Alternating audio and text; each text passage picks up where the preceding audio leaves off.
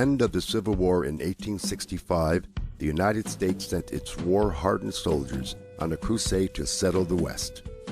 Led by the growing dogma of manifest destiny, the U.S. claimed the God-given right to expand its borders from sea to shiny sea. Damn any man who sympathizes with Indians. I have come to kill Indians and believe it is right and honorable to use any means under God's heaven to kill them.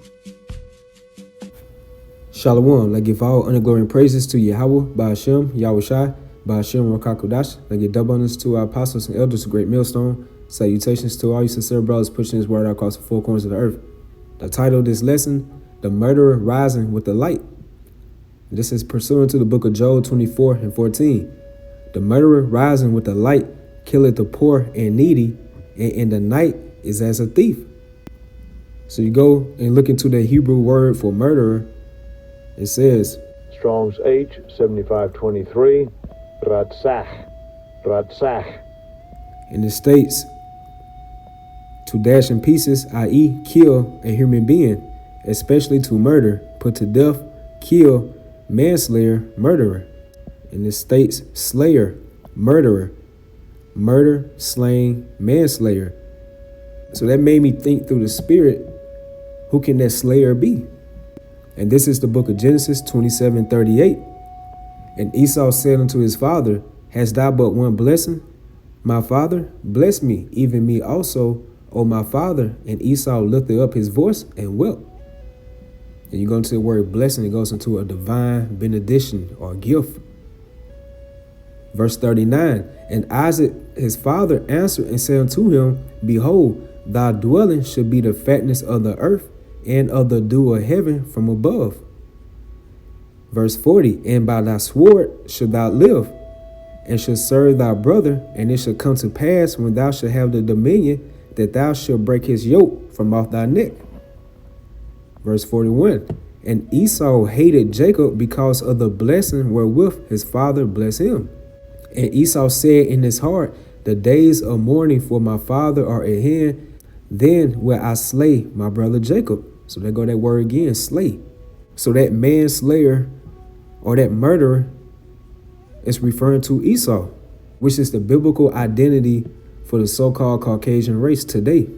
Because Esau knew that Jacob, which represents the children of Israel, the so-called Negroes, Latinos, Hispanics, and Native Americans, which is going to that divine benediction, those divine gifts, ultimately is talking about sovereignty, which is going to the kingdom of heaven. So even though Esau has this blessing right now on this earth, as the fatness of the earth, which is the best parts of the earth where he stays and dwells at, he has the blessing also by the sword. But that does not satisfy Esau at the end of the day, because he knows what's more important. And that's talking about the blessing that was bestowed upon Jacob, our forefather. And by us being the inheritance of Jacob, we are associated with that divine blessing as well. So until this day, Esau is still trying to slay his brother Jacob. Now let's go back to Job 24 and 14. The murderer rising with the light, meaning Esau, these Edomites, Edom, Idumea, rising with the light, killing the poor and needy. So let's see what the word light is. And this is the book of Psalm 119 and 105. None, thy word is a lamp unto my feet and a light unto my path. And this word is referring to the scriptures, the Holy Bible. So now we know who the murderer represents. We know what the light represents. Now let's see who the poor and needy represents. And this is Isaiah 41:17. When the poor and needy seek water, and there is none, and their tongue faileth for thirst, I, Yahweh Ba'ashem Yahushai, will hear them. I, the power of Israel, will not forsake them. So this is going to the children of Israel, the Israelites, Yahshua Allah. We are those people that in the spirit of despair, brokenhearted, last hired, first fired. So we are those people that's in that spirit of heaviness, the Israelites, because that contract that we broke against Yahweh, therefore we are suffering the shame and all the negativity in this world. And a part of that is being poor and needy. And that's referring spiritually and also physically. We are that poor and needy generation. Okay, again, so back to Job 24 and 14. The murderer rising with the light killeth the poor and needy, and in the night is as a thief. So now we know by spiritual default that this is referencing to Esau. And this is from history.com. And the title says Manifest Destiny. And this article was published on April the 5th, 2010. Manifest destiny, a phrase coined in 1845, is the idea that the U.S. is destined by God. It advocates belief to expand its dominion and spread democracy and capitalism across the entire North American continent. The philosophy drove 19th century U.S. territorial expansion and was used to justify the forced removal of Native Americans and other groups from their homes. So this dogma that Esau used on our people, the so-called Native Americans, which are from the tribe of Gad, the so-called Seminole Indians, which are from the tribe of Reuben, and also the so-called Mexicans, which are from the tribe of Issachar. When they was here in America, before Esau came and terrorized and pillaged them, they were at one with the land. So when the murderer came and rise upon them, which is going to these Edomites, they came and brought their Bibles, guns, and disease. And they forced that democracy on our people to get them to accept so-called Christianity. But the way that they did it, they manipulated the scriptures amongst our people, and they called it manifest destiny. But in some sense, it's true because of us breaking the laws of Yahweh Yahushua. This was a part of our punishment if we do not agree to the terms and conditions of that contract by keeping the laws, that this was going to come upon us, that we were going to get destroyed by those lawless enemies. And this is referring to the Edomites. So in some sense, this manifest destiny is definitely true. But what Esau don't know, that dogma that he pushed on our people, that it's a manifest destiny part 2. So all that entire wickedness and all the bloodshed that Esau sowed upon our people, he's going to reap it right back. So it says the philosophy drove 19th century U.S. territorial expansion and was used to justify the forced removal of Native Americans and other groups from their homes. So Esau was using the scriptures upon our people. He was manipulating it, just like he does today in his so-called Christianity religions and Roman Catholicism. It's no different. And it says the rapid expansion of the U.S. intensified the issue of slavery as new states were added to the Union, leading to the outbreak of the Civil War. When Esau came over here, he used the Bible upon our people, the so-called indigenous people on this land. So that was the light that the murderer was using on the poor and needy. That leads me to the book of Sirach, the 12th chapter and the 16th verse. An enemy speaketh sweetly with his lips, as it states in the book of Psalm, the 55th chapter, that his words were smoother than butter. But what was in his heart? It was war. And as you can see, if you read different accounts of what the so-called white man did to our people over here in America, in this case, I'm talking about the so-called Native Americans, it was horrible. Whereas Esau would have butchers and they would be selling human flesh of Gad and Reuben to other Edomites for dog food in the name of Christianity. So it says an enemy speaketh sweetly with his lips. So that's exactly how Esau came amongst our people when he came to the shores of America. They spoke those smooth, enticing words to our people. You know, we want to be peaceful amongst you in this land. You know, we want to abide by the land. Just saying all these type of enticing and smooth words. But in his heart, he imagined how to throw thee into a pit. He will weep with his eyes, but if he find opportunity, he will not be satisfied with blood. And there's so many accounts we can name how Esau did this amongst the tribes, with the so-called Negroes, the so-called Latinos, the so-called Hispanics, and the so-called Native Americans. This book by the name of The Devastation of the Indies, a brief account by Bartolome de las Casas. And it's a great book to have, and just more proof how Esau uses the light, which is going to the word, the Bible, on our people, in order for him to gain his control. And it states, 500 years after Columbus' first voyage to the New World, the debate over the European impact on Native American civilization has grown more heated than ever. Among the first and most insistent voices raised in that debate was that of a Spanish priest, Bartolome de las Casas, acquaintance of Cortez and Pizarro and shipmate of Velasquez on the voyage to conquer Cuba. So the so-called Cuban Indians was over there living peacefully amongst each other, which are from the tribe of Manasseh. In 1552, after 40 years of witnessing and opposing countless acts of brutality in the new Spanish colonies, Las Casas returned to Seville, where he published a book that caused a storm and controversy that persists to the present day, because this book was bringing about the shame of these so-called Christians, what they did to the indigenous people on the different shores of America, North America, South America, Central America. That's why this book is controversial. The devastation of the Indies is an eyewitness account of the first modern genocide, a story of greed, hypocrisy, and cruelty so grotesque as to rival the worst of our century. Las Casas' rights of men, women, and children burned alive, 13 at a time, in memory of our Redeemer and his 12 apostles. He describes butcher shops that sold human flesh for dog food. "Give me a quarter of that rascal there," one customer says, "until I can kill some more of my own." And this was referring to Israelites, the poor and needy. And it says, slave ship captains navigate without need of compass or charts, following instead the trail of floating corpses tossed overboard by the ship before them. Native kings are promised peace, then slaughtered, as we read back in the Sirach, the 12th chapter, how he spoke sweetly with his lips. But at the end of the day, it's war in this so-called white man's heart, because this is how Yahweh Shah designed Esau to be. He's that vessel of dishonor. So of course he's going to be opposed of righteousness and being moral and having integrity. He's going to be the total opposite of that.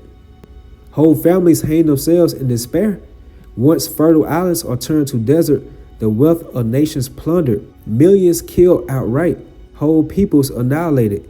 And it's another account in this book on page 32, how it states in the island of Hispaniola, which is current Dominican Republic and Haiti, when the Spaniards first landed here, and the island of Hispaniola was the first land when they made it over here to the New World, and they came in the name of Christianity. They came with Bibles, and they totally slaughtered and annihilated our people over there, the so-called indigenous people over there. And what did Esau, the murderer or the slayer, do? He rose up and used the light, which is the Bible, and he perpetrated lies and manipulations upon our people, the poor and the needy, all in the name of Christianity.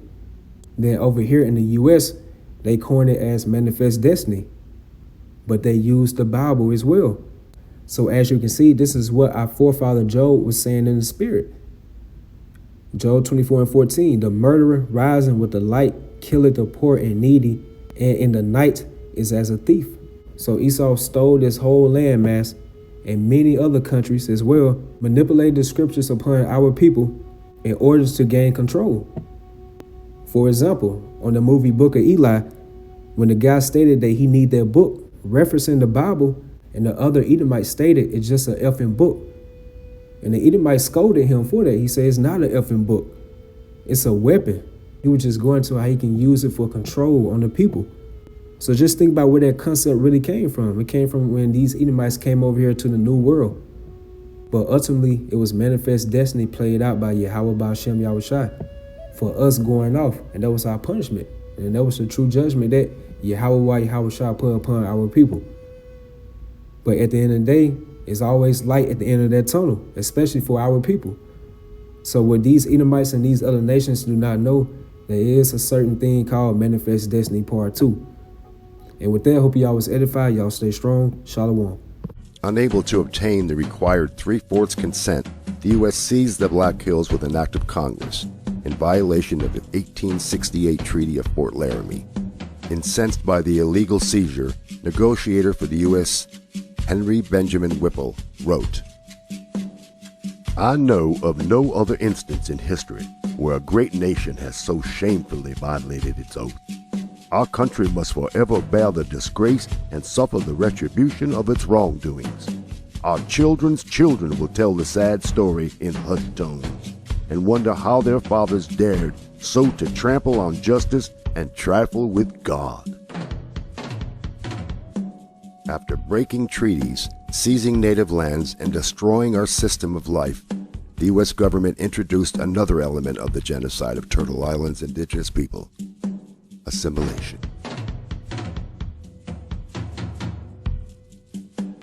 Kill the Indian, save the man. In the 1880s, the U.S. government joined forces with Christian and Catholic missionaries to steal Native children, as young as 2 years old, from their families, ship them to schools far away, burn their clothes, and cut their hair, deprive them of loving family contact for years, and use mental and physical abuse to force their assimilation into American society and the Christian religion. There are but two goals for the Indians: civilization or annihilation. In 1883, the U.S. created the Code of Indian Offenses to criminalize our culture and spiritual practices such as the Sundance, the giveaway, gifts for the bride, feasts, and medicine men. Punishments included fines, hard labor, imprisonment, and withheld rations. In 1885, the U.S. Congress continued its assault on tribal sovereignty by passing the Major Crimes Act, which unilaterally extended U.S. jurisdiction over major crimes into sovereign Lakota territory. In 1887, the U.S. Congress approved the General Allotment Act to divide communal land of the Great Sioux Reservation into individual parcels of privately owned property assigned to tribal members. Our people had no concept of individual ownership of our Mother Earth. The Indian must be imbued with the exalting egotism of American civilization, so that he will say "I" instead of "we," and "this is mine" instead of "this is ours." 2 years later, in 1889, in violation of the 1868 Treaty of Fort Laramie, the U.S. Congress passed an act to divide the Great Sioux Reservation into 5 separate and smaller reservations, including the Pine Ridge Reservation. The U.S. government opened the remaining 11 million acres of Sioux Treaty territory for public purchase, including sacred sites and burial grounds our people used for thousands of years. Having wronged them for centuries, we had better, in order to protect our civilization, follow it up by one more wrong and wipe these untamed and untamable creatures from the face of the earth. By 1890, our Lakota people, once powerful and free, were entirely dependent on the U.S. government. The U.S. had forcibly removed our people from our homeland, confined them to reservations, cut their rations by half, stolen our children, and decimated the great herds of our buffalo relatives. On the 29th of December, 500 soldiers of the U.S. Army's 7th Cavalry Regiment surrounded Bigfoot's band of about 350 Lakota people at Wounded Knee Creek, and along with 4 rapid-fire Gatling guns, massacred 312 of our men, women, and children.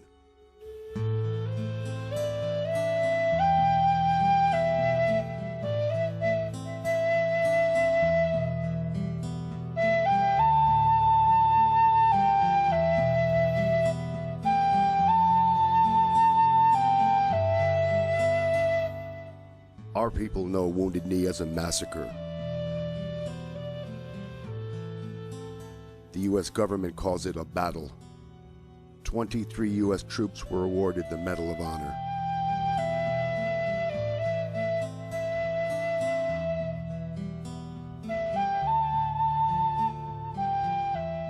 Something else died here in the bloody mud and was buried in the blizzard.